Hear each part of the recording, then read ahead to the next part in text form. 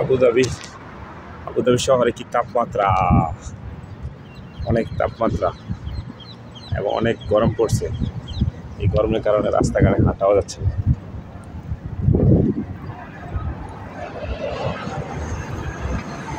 দেশ থেকে আসার পরে আজ সকালবেলা আসলাম, এখন আবুধাবিতে একটা কাজের জন্য আসছি। আবুধাবির চারপাশ সুন্দর। যাই লাইফ লাইন এটা আবুধাবির জন্য, এই জায়গাটা হচ্ছে আবুধাবিতে সবচেয়ে জনপ্রিয় একটি জায়গা, লাইফ লাইন আর কি। মদিনা যাইত